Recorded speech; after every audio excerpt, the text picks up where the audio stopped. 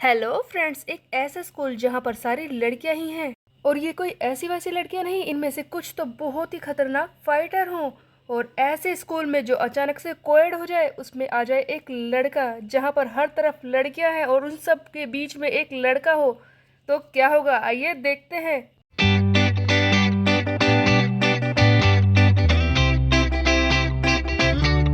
Guys, इस comic के पहले चैप्टर की शुरुआत होती है एक आवाज से जो हमें बता रही है कि जिंदगी एक वॉर है। ये बात तो मैं पहले ही जान चुका था। काफी वक्त पहले अचानक से मेरे डैड की मौत हो गई और उसके बाद मेरी मॉम हमें छोड़कर चली गई। वो मेरी दोनों छोटी बहनें, सिबलिंग्स, उन्हें भी यहाँ पर छोड़कर चली गई। उनकी जिम्मेदारियाँ मुझ पर ही है। जिंदगी कितनी बड़ी वॉर है, ये बात मैं हमेशा के लिए समझ चुका था। सो गाइज, एक लड़का जो अपने बारे में बता रहा होता है कि उसकी दो छोटी बहनें हैं, उसकी मॉम जा चुकी हैं इन्हें छोड़कर। उसके अलावा उसके डैड की मौत हो चुकी है।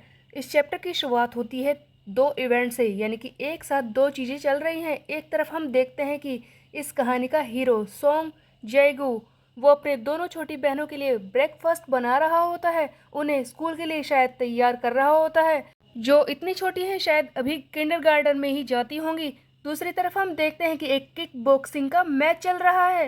यहाँ पर हमें दिखाई जाती है एक येलो हेयर वाली लड़की जिसका नाम है क्वीन, जो कि इस किक बॉक्सिंग के मैच में पार्टिसिपेट करती है जीतने के लिए। क्वीन जो किक बॉक्सिंग का मैच लड़ रही है वो किसी और के खिलाफ नहीं, करंट किक बॉक्सिंग चैंपियन के खिलाफ लड़ रही होती है जिसका नाम होता है किम हाई शिन, जो कि 4 बार पहले ही इस रिंग में गिर चुकी है क्योंकि क्वीन ने इसे बुरी तरह से पीटा है। फिर भी वो 5वीं बार खड़ी हो रही है, कोशिश कर रही है, स्ट्रगल कर रही होती है इससे लड़ाई करने के लिए। तब क्वीन कहती है कि चुपचाप ऐसे ही लेटी रहो, अगर तुम खड़ी हो जाओगी तो मारी जाओगी।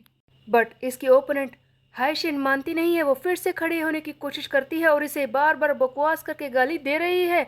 इससे हम देखते हैं कि क्वीन परेशान हो जाती है और इसे बहुत ही जोर से अटैक करके वहीं पर गिरा देती है।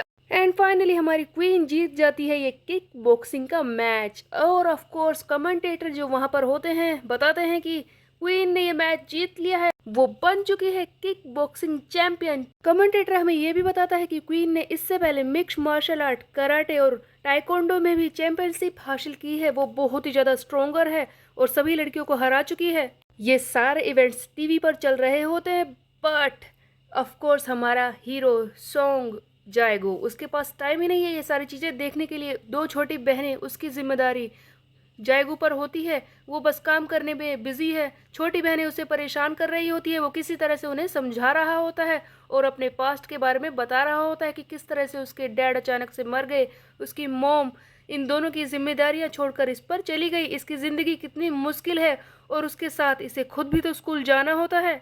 ये अपनी दोनों बहनों को तैयार कर रहा होता है, जिनमें से एक का नाम होता है सोंग जाए सोम, दूसरी का नाम होता है सोंग जाए हयोंग। दोनों ही इसे परेशान कर रही होती है, ये इनके लिए फ्राइड एग बनाता है। बट जाए हयोंग उसे परेशान कर रही होती है और कहती है कि मुझे ये नहीं चाहिए, मुझे सॉसेज चाहिए, मुझे फ्राइड एग नहीं चाहिए। इस पर जाएगू इसे संभालने की कोशिश करता है और कहता है कि देखो, अगर तुम आज इसे 10 मिनट में खा लोगी ना तो मैं कल तुम्हारे लिए सॉसेज बनाऊंगा, प्लीज जल्दी से इसे खा लो। फिर हम देखते हैं कि इसकी दूसरी छोटी बहन, वो जो अभी तक तैयार नहीं हुई है, जाएगू जल्दी से इसे तैयार करने की कोशिश करता है और कहता है कि जल्दी से टीवी को बंद करो, ये सब देखना बंद करो। टीवी पर क्वीन का मैच दिखाया जा रहा है जो कि एक दिन पहले हुआ था, बट जाएगू का इस पर ध्यान नहीं है और वो किसी तरह से अपनी दोनों बहनों को तैयार करता है। इसके पास खाना खाने तक का वक्त नहीं है। जाएगू टीवी बंद करता है, अपनी दोनों बहनों का हाथ पकड़ता है और इन्हें स्कूल के लिए ले जाने लगता है। रास्ते में अपनी स्टोरी बता रहा होता है कि अब वो अपनी मॉम की इज्जत करता है। उसे समझ में आता है कि उसकी मॉम शायद किस तरह से उसे संभालती होगी, कितना काम करती होगी। जाएगू यहाँ पर यह भी बताता है कि उसकी दोनों छोटी बहनें हाथ पकड़कर एक दूसरे का साथ देकर किसी तरह से घर पहुंच सकती है क्योंकि घर ज्यादा दूर नहीं है।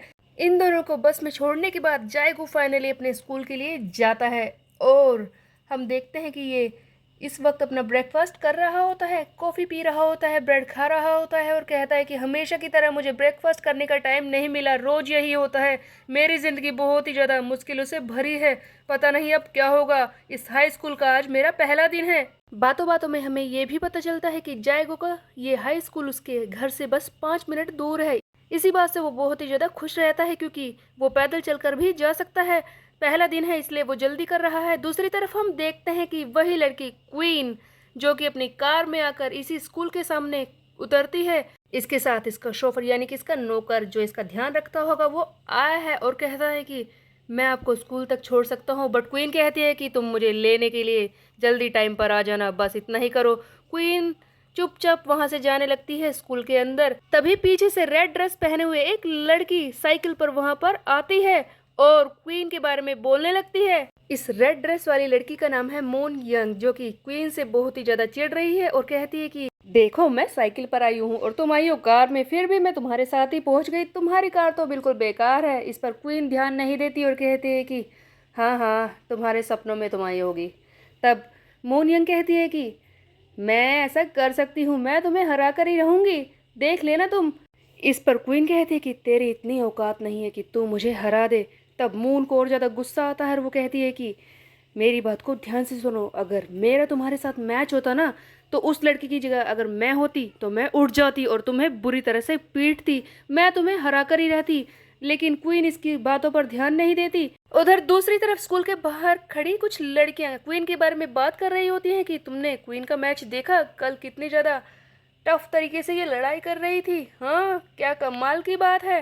क्वीन की तारीफ सुनकर मून यंग को बहुत ही ज्यादा गुस्सा आता है और हम देखते हैं कि ये जानबूझकर अपनी साइकिल से क्वीन को मारने की कोशिश करती है। बट दूसरी तरफ से जाएगू जो कि अपना ब्रेकफास्ट खाते हुए आ रहा होता है दोनों के बीच में आ जाता है, तीनों ही टकराते हैं और सारी कॉफी एंड ब्रेड वो जाकर गिरते हैं क्वीन के कपड़ों के ऊपर। सभी लोग वहां पर जो खड़े होते हैं हंसने लगते हैं, सारी लड़कियां इनका मजाक उड़ाने लगती हैं। तभी हम देखते हैं कि जाएगू माफी मांगने लगता है और कहता है कि वो मुझे माफ कर दो, मैं तुम्हारी लॉन्ड्री का बिल दे दूंगा, बता दो कितना है।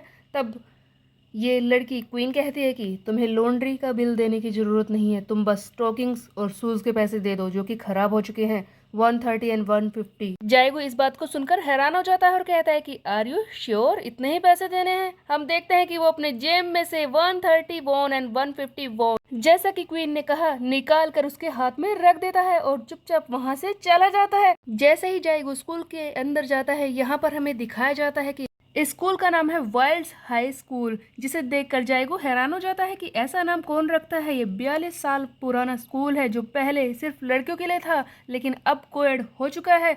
हम देखते हैं कि जैसे ही जाएगो क्लास के अंदर जाता है उसे लगता है बहुत ही बड़ा शौक, क्योंकि आसपास सारी लड़कियां ही होती हैं, सिर्फ वही एक लड़का है क्लास में अकेला। जाएगो सोचता है कि वाइल्ड हाई स्कूल नाम रखने का रीज़न तो ये हो सकता है क्योंकि एक एथलीट स्कूल है तो वाइल्डनेस होगी ही, बट यहाँ पर सारी लड़कियां ही हैं और सिर्फ मैं अकेला हूँ। क्या सचमुच यहाँ पर सिर्फ मैं ही अकेला हूँ? दूसरी तरफ हम देखते हैं क्वीन एंड मून अभी तक उसी पोजीशन में खड़े हैं। मून क्वीन का मजाक उड़ा रही होती है, उसके हाथ में वो 130 एंड 150 वॉन रखे हैं जो जाएगू ने दिए हैं। एक्चुअल में जाएगू ने बहुत ही बड़ी गड़बड़ की थी, वो क्वीन की बात समझ नहीं पाया, वो इतनी रिच है, उसकी एक शूज़ की कीमत थी 150,000 वॉन एंड स्टॉकिंग्स की कीमत थी 130,000 वॉन और वो थोड़े से पैसे देकर इसके हाथ में रखकर चला गया। इस बात पर क्वीन को लगता है बहुत ही बड़ा शौक और मून इसका मजाक उड़ा रही होती है। और दूसरी तरफ बेचारा जाएगू अकेला लड़कियों के स्कूल में पहुंच चुका है, अब वो किस तरह से सरवाइव करेगा ये हम देखेंगे नेक्स्ट चैप्टर में। तब तक के लिए मेरे चैनल को सब्सक्राइब कर ले, बेल के आइकन को कर दे प्रेस। मिलते हैं, बाय बाय।